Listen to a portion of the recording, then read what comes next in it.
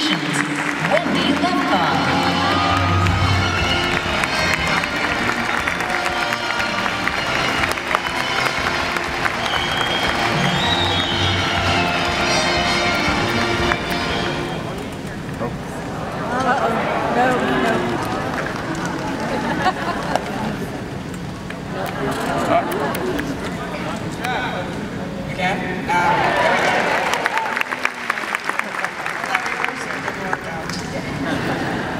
Thank you all for coming tonight. I see we have a lot of Richard Sherman fans here. I think you're in for Rich. Kathleen is one of those. And we're here to tell you a little story about how we came to be here tonight, which all started 2 years ago at D23 Expo during the Legend ceremony. Some of you were probably here for that. And during this song, I was very inspired in the audience. Thought, wow, there's a great story and a great song, and I think we should do a book about it. So without any further ado, it's my distinct honor and pleasure to welcome to the stage Disney legend Richard Sherman.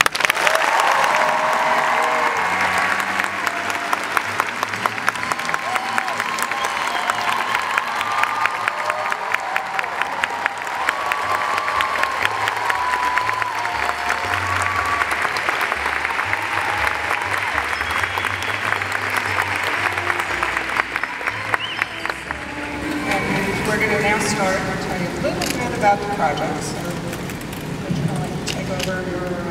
Sure, but actually it's kind of one of those natural, it just sort of happened, it sort of blossomed and grew. And I wrote it down, there's so many details in this thing that I want to tell you all about it. First of all, a number of years ago, a creative cast member, Barrett Riggs, developed a TV series for television, for the Disney Channel, but it was never produced. And he called it A Kiss Goodnight. And I said, that's a good title. He said, yeah, but it's a series we're doing. But the series never got made, but I wrote a title song for it, hoping that it would be used. Now, the people at Disney heard this song, they liked it very much, and they got the London Philharmonic Orchestra to record it with a beautiful vocal. And when Wendy Lefkoff heard it, she said, you know something, I think this could make a great book. And I'd like to get Floyd Norman and his wife Adrian to illustrate the book. And it was designed by Winnie Ho, and it had a lovely text by Brittany Rubiano. And the music was copied by Leslie Smith Brothers. Now, you can see I did this song, this whole book, all by myself. But actually, there was a team of wonderful people that created this lovely, lovely book, and I'm very proud to sort of employ it.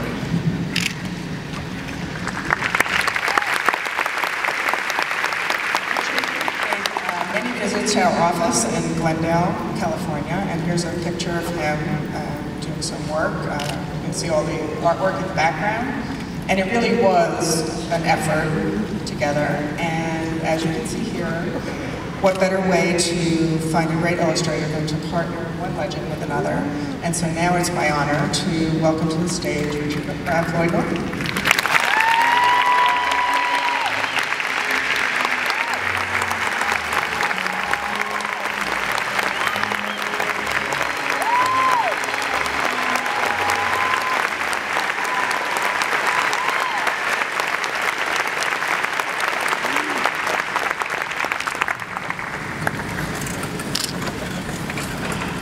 And now we're going to ask Floyd to tell us a little bit about taking on this project with us and how excited he was. And we're going to start showing you a little bit of the work that he put into it. And he'll tell us a little more about that as we go through these images. Well, first of all, it was a real joy to reunite with Richard Sherman. We were lucky enough to work with Walt Disney. We were able to share Winnie the Pooh, Mary Poppins, and the Jungle Book. So,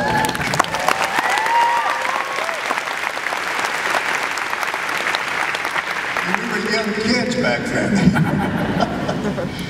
But, you know, I started sketching, these sketches you see on screen.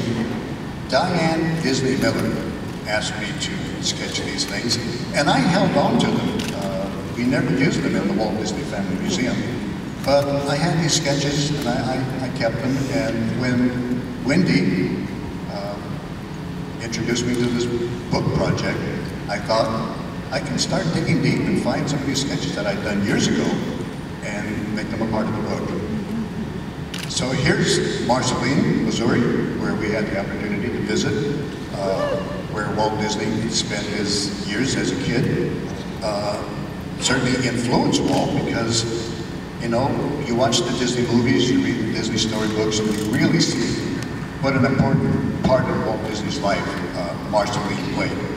So all of this inspired me. And like I said, these story sketches, and they weren't kind of story sketches that I did for Diane Disney Miller, really came in handy when I started to work on the book.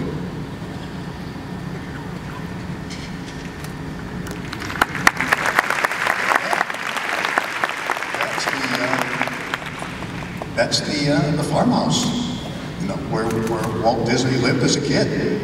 And that farmhouse is still there in Marceline. Just a beautiful community. And traveling to Marceline, you realize how much that little town affected Walt Disney. And you can see it in the Disney films, you know, in the Disney storybooks. There's a lot of Marceline in those Disney films. And you know, they made a number of films while I was at the studio, Summer Magic and many others, you know, the movies with Buddy Epson. There's a lot of Marceline in those films, and so I could see the influence that town had on Walt as a kid, and he brought that with him to Hollywood when he became a filmmaker. So just a gorgeous community. Had the opportunity to visit people, and there's one thing about small town America, you know, it's the real deal. It's honest, it's sincere, and Walt's movies reflected Marceline, Missouri. And so to travel back there and to finally see the city, to actually be there, you know, it was quite something. Here's a sketch where Walt Disney was drawing on the side of the house with tar. Diane Disney Miller actually told me this story, and it's something that she always remembered about her dad. And so this is one of the first sketches I did when I was thinking about ideas that I might use at the Walt Disney Family Museum. And Walt had convinced his little sister Ruth that the tar would come off. Well, unfortunately, Walt was wrong, and the tar did not come off. And he found himself in big trouble with his father, Elias. Once again, the barn in Marceline. Had a chance to visit that barn and and the signage too. The barn is filled with signatures from visitors to Marceline and the Walt Disney barn. There's young Walt trying to talk to his dad about maybe a story idea, and Elias Disney was kind of a stern dad. You know, he was you know, he didn't appreciate a lot of fooling around, and he wanted Walt to be more serious, but Walt Disney was not about to be a serious kid. He liked to dream, but Walt was a dreamer. And this sketch was once again inspired by the stories Diane Disney Miller told me when we began work on the Walt Disney Family Museum. Another sketch of Walt Disney showing his drawings to his older brother and his young sister Ruth.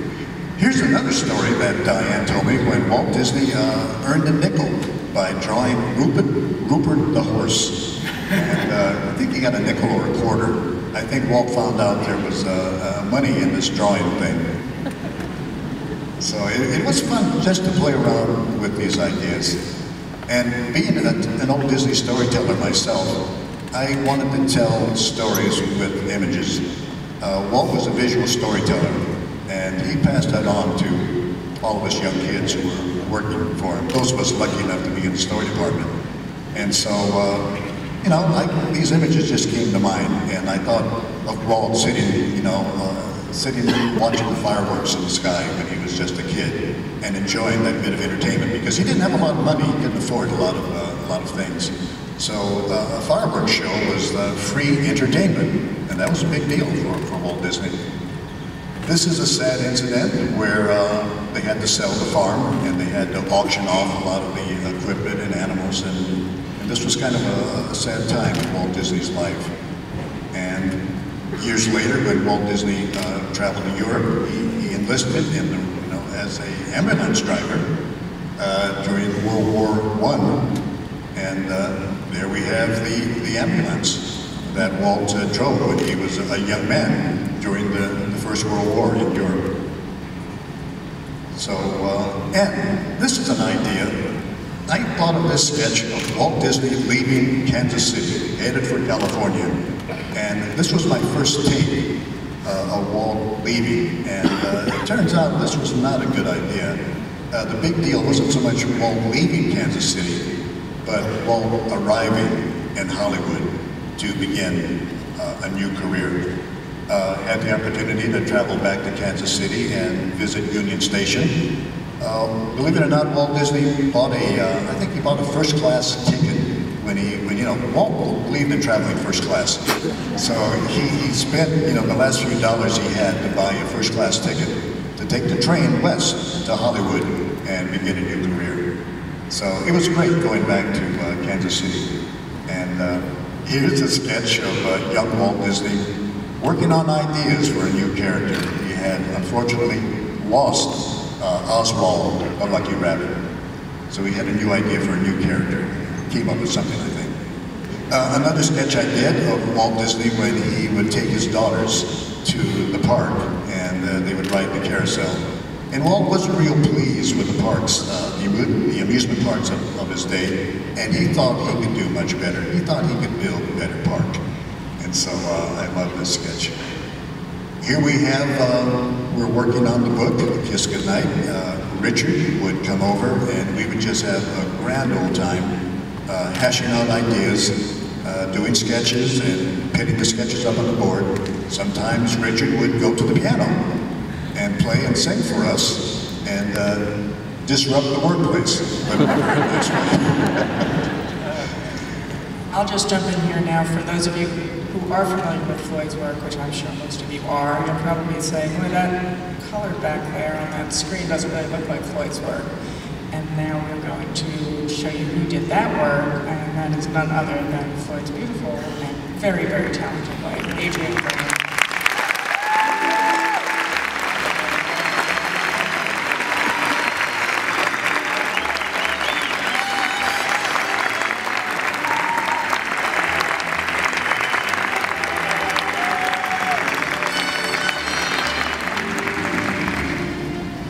Adrian's going to tell us a little bit about how she works in general and okay.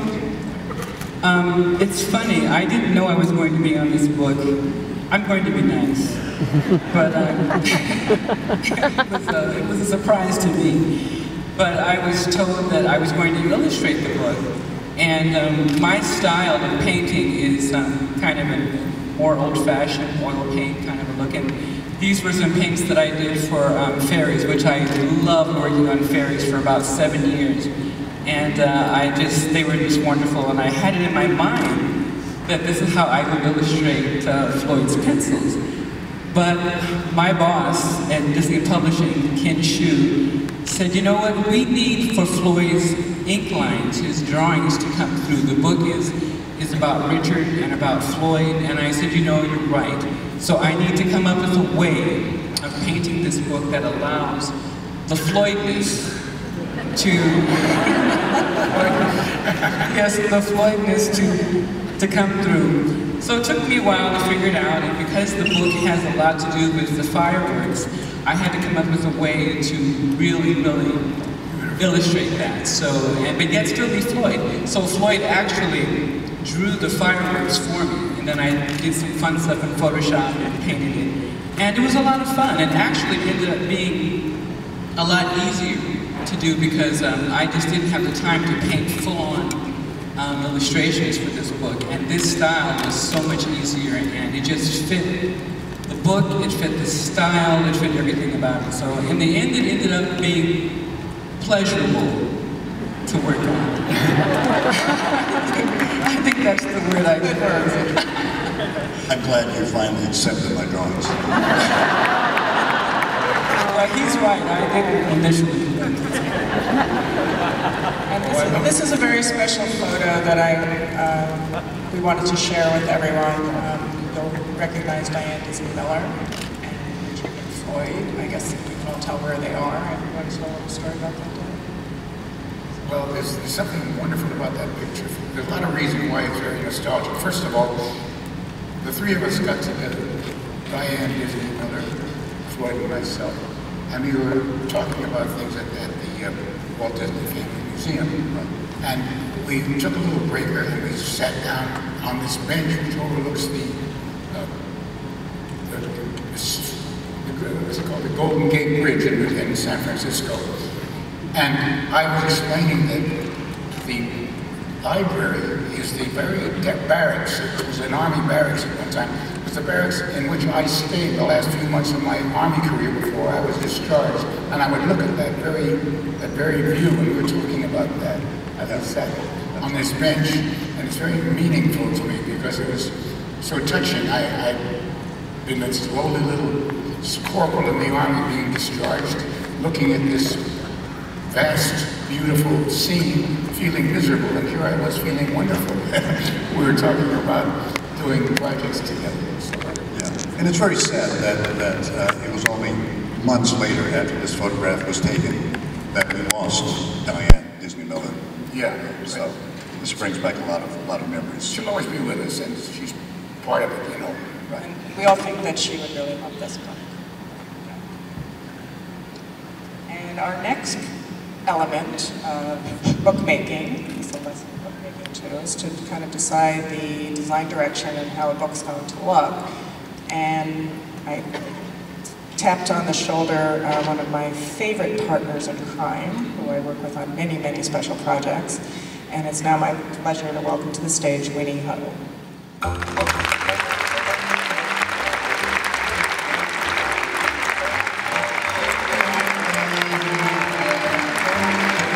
Hello, everyone. And Winnie's going to tell us a little bit about some of the inspiration that she found in which kind of started with some of our meetings, and then lots and lots and lots of research. So first of all, I would like to thank everyone in this team to give me the opportunity to work. I remember Richard came into the office the very first lessons, and then he shared his secrets of how to create a great song. And his secret is the 3 S words. Number 1, the song has to be singable. Number 2, has to be very simple. And number 3, has to be very sincere. So I took that idea and then admired his ability to create all these wonderful songs and want to apply it to the book design itself.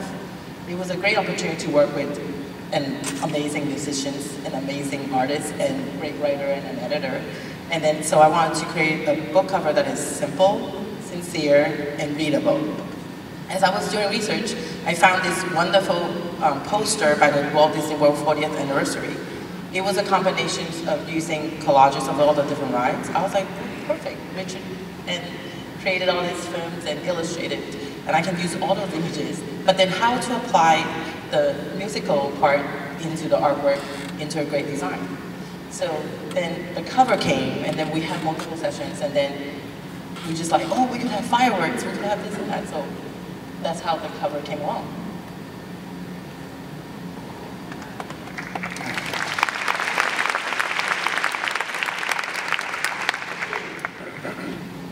So this is the final cover, and then I don't know, everyone in here must be into Disneyland. The statues of Walt holding Mickey's hands, looking towards the castle, is where the fire plays every night. So I wanted to adopt that into the design as part of that. When you finish the book, you can see that image. And Richard's songs that can, the lyrics is where the memories begins, that we all can have a Kiss Goodnight every night. And there's also lots of little plants within our cover. You'll see there's a little tiny Mary Poppins silhouette, a few other tidbits when you look at it here. Yes, there's a lot of design details in there. If you look at it, the background, I choose a illustrator board canvas as the background to represent the art part that Floyd can contribute. And then with the score of the music sheets, it's part of how this whole book came about. It's all about music, art, and design. And beautiful word, of course.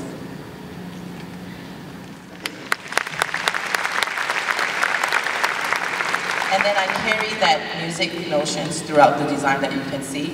And it's how to visually see art and design and music come together. And there's the cover.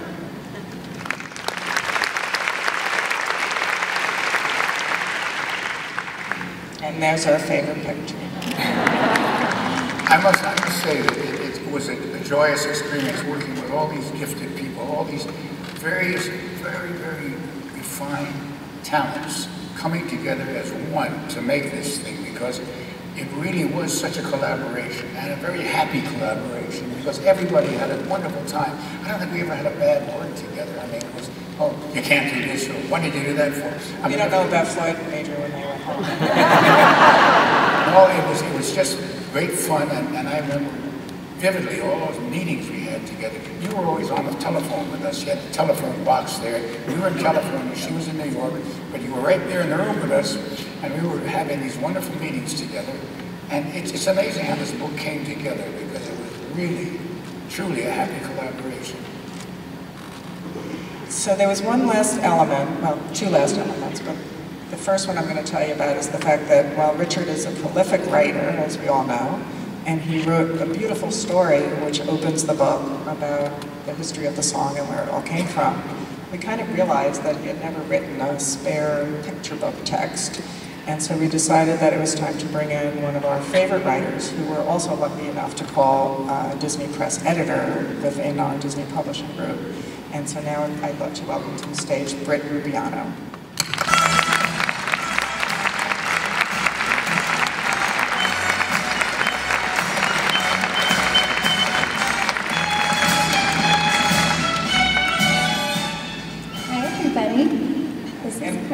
I'm just going to sing her praises a little bit, because she's written a lot of the books that we've published. Instead of hiring outside authors, we've just let Britt go write them for us, and some of these have been bestsellers, and she's just a great, great talent. But one of the most amazing things about Britt, again, mirroring Winnie's background, is the amount of research. Thanks, Wendy. This was just a dream come true of a project, and my involvement with the book actually begins very fittingly with a song. So there's a piano in the art room of our offices that is pretty rarely used.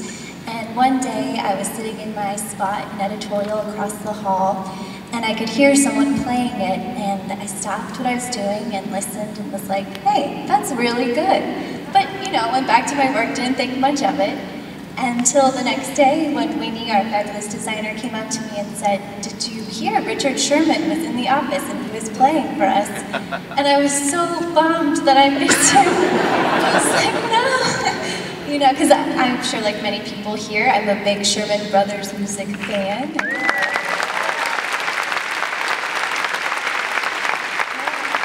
Grew up listening and singing and dancing to his music, so I was really bummed. But luckily, Winnie, maybe seeing the terribly disappointed look on my face, said, hey, we're working on a book with him, do you want to help? And I said, of course I want to help. And then hearing that Floyd was involved, and Wendy and Adrian, all these people on the stage that I so admired and wanted to work with and just wanted to hang out with, it was awesome. It was a dream come true.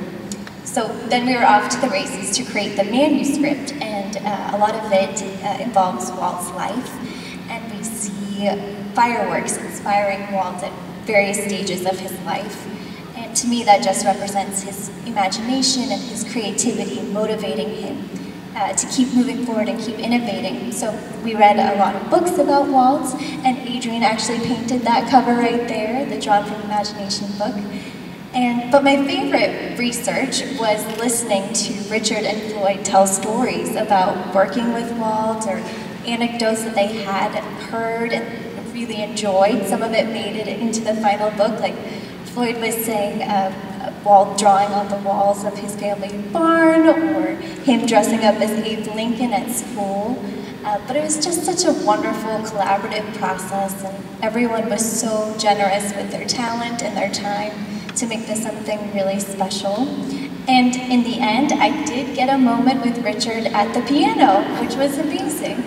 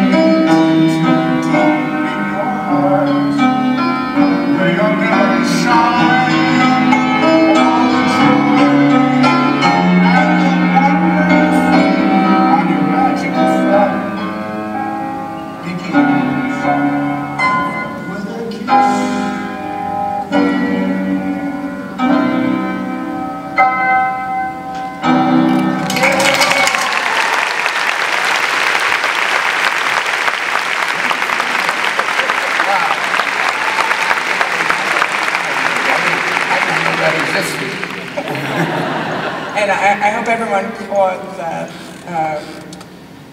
Britt was helping a little with those lyrics. It's amazing. You can't do anything these days without somebody filming it. And in case anyone's wondering why Wendy's not in any of the pictures, that would be because she takes all the pictures. So the last piece was quite the education for all of us, because Richard decided, since Winnie wanted to put all this music, all these images of music into the book, that we would need, what we would need is a music copyist. And most of us, including me, looked around thinking, I wonder what that is. Nobody really wanted to ask. So Richard started to explain, how he would write the music, but he didn't really feel. Well, the interesting thing about that was the original concept was to lay the melody line, the lead line, and the lyric under the pages as they were meant to be with the images. And I was looking at the temporary thing, and it was just printed. And I said, there was an old-fashioned way of doing things. They had copyists. They were called musical copyists, who would sit down by hand and notate. And it was just wonderful. It had a warmth and it had humanity to it. I'd like to get a copyist, and you found the most wonderful thing. So we, after Richard left, and we looked up what a music copyist was and how to spell it, we went on a search for one. And we're very happy to bring to the stage our music copyist, Leslie Smith Butters, who will tell you a little bit about what a good music copyist actually does.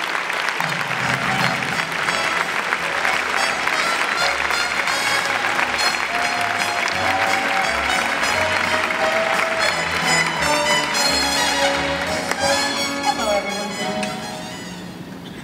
Well, that was the lost art. That was the art that today everything's printed and it looks very clean and precise and everything, but there was a wonderful warmth and humanity to that way. And that's why you did such a wonderful, splendid job. It meant everything to do it that way, really. Thank you. And since I expect that most people here also don't know what really is involved here, maybe you could just tell us a little bit about what a music copyist does. Well, people think that a music copyist stands at a copy machine, copies music, but we don't. I was a music student at BYU back in the 70s, and in order to make my assignments legible for my professors, I learned to do music copy work. I found that I had kind of a talent for both music and art to put it together to create something legible. And I started doing copy work at that time, which means pen and ink in hand with a straight edge on the other hand and putting notes on paper, on blank music paper, putting the notes on the stage. And I was a hand copyist for 10 years before computers came and started kind of taking over things. And I've never forgotten my hand copy roots, though. So. And you can see that, I think you can see the difference in how beautiful her work is, and it got the seal of approval from Richard, which was I can't explain it. Best compliment. When you look at a hand-copied piece of music, it has kind of a warmth and a humanity. It feels right. And when you see it printed, it looks like, okay, a machine just rounded on out. It's just a different feeling. It really truly makes a difference. It's a disappearing art, too. Yeah, that's what it's all about. Very true. And I'm sure most of you have noticed that there is a piano upon our stage. So this time we're going to switch it to the piano. Yes. And then we have quite a treat for you. Richard has collaborated with this young woman with an absolute magnificent voice many, many times. Juliana Hanson has done lots of work at Disneyland. Many of you have seen her in shows. And it is all of our pleasures, and it will be yours too, to bring Juliana to the stage to do a few numbers with Richard. Beautiful.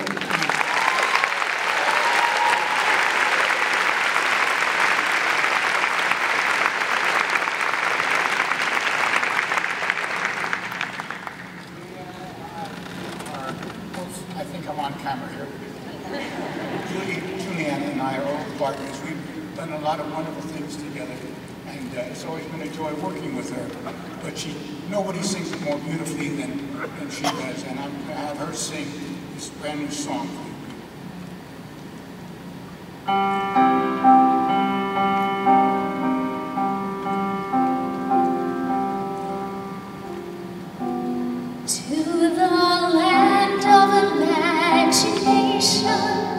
There's a wondrous, magical door.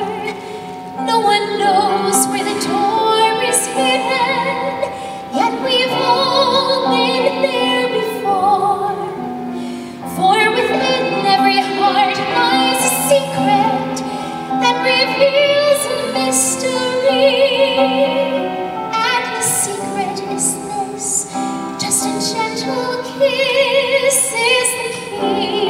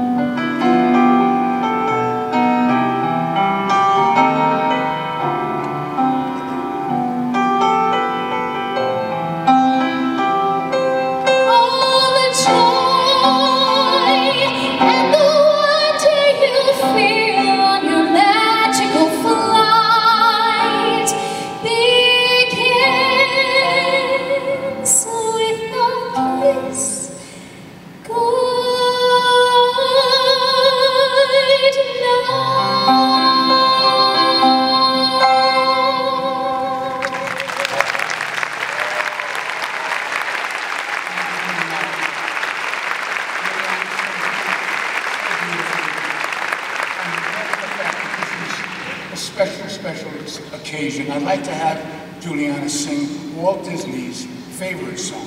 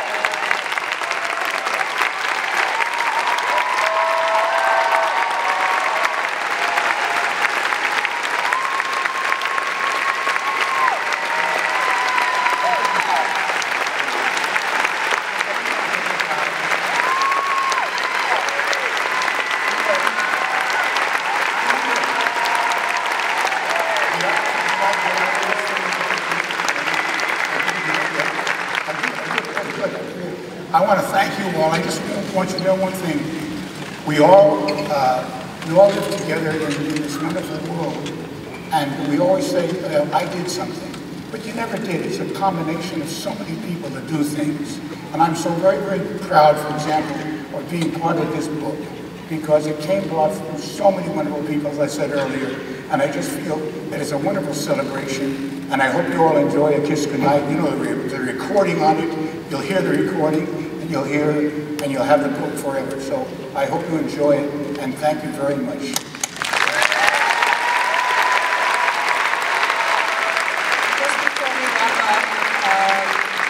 And I'm sure some of you swung by today and already have your copies, but the book is for sale exclusively at D23. It's not actually on sale to the public until the end of August, so if you want a copy, you need to buy it here, otherwise you have to wait. And the other exciting news is that tomorrow afternoon at 2:30 in Talent Central, we'll be doing a book signing. Floyd and Adrian will be there, and anyone who brings their book to be signed there will receive a signed book plate that Richard has on for the last few weeks. I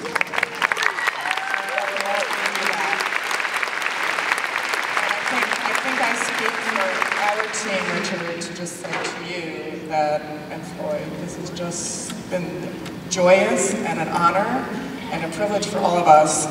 And I think we all talk about Disney, and I know all of you are here because you're big Disney fans, but there really is something different about working with the people at Disney and the collaboration, as Richard said, and these are the moments, these are the pinch me moments that all of us will never ever forget. So we thank you, and I thank Winnie and Britt and Leslie and Adrian, and thank you all for coming tonight.